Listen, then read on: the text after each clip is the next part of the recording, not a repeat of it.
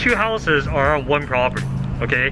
So it's this single family home and this single family home. And what we're doing is we're subdividing the two single family homes so that they can become standalone homes. Okay, so can the city come back and do it?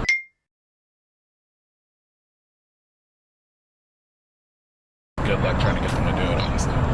Okay. I feel like this is very important though. Yeah. For corner houses, like people running them all the fucking time. That's what I'm saying. That's why the city did it, because there was a car accident here before. But I like that fence like that. Like, look at, so nice. Can we get like same type of fence, like just boom, like all the way? I like this one, but more moderns like that over there. Yeah.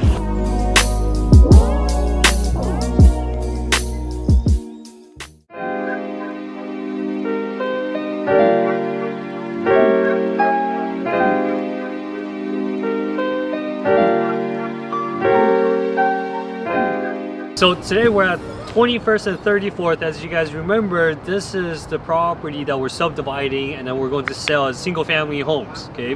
Right now, we're at the process where the city's asking us to divide the utilities, all right? Not electricity, but water and sewer. And in order to do so, we need to, number one, separate the cap off, what they call cap off the lines to this house so that we're separating the lines.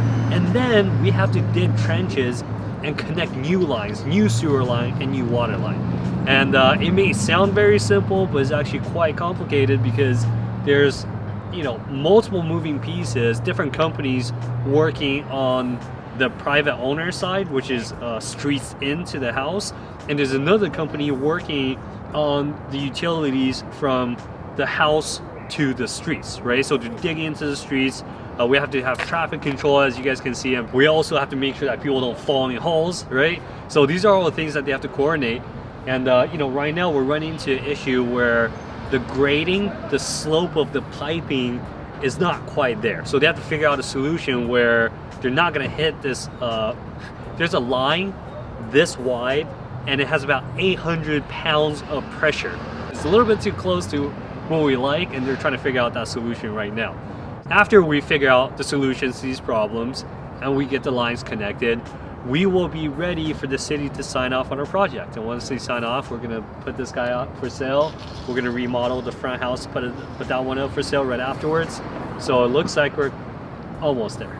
Not quite there yet, almost there, all right?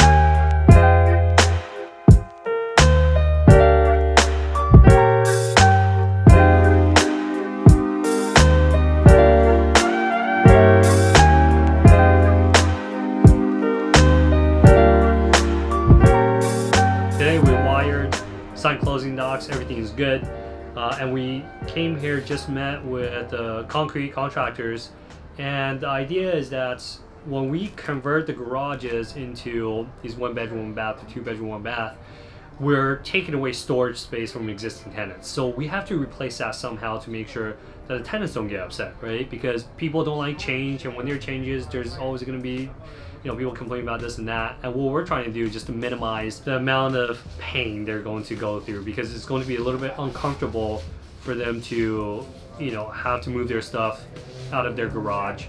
And so we're going to build new storage spaces. We're going to hire movers to help them move everything, to make it as painless as possible for the transition and to keep the tenants happy. Of course, we're here today to take all the measurements so they can provide me with the proper quotes. And then I kind of spoke to some of the tenants that were here about the transition we're going to make. Obviously, we're going to have to write them official letters. And then next step, I need to get the team to start building these storage spaces and to start building the pads. And I think we're actually going to start on that tomorrow. But in that, we'll catch up with you guys, and then we'll report back to you all our progress and our timeline. I'll see you next time.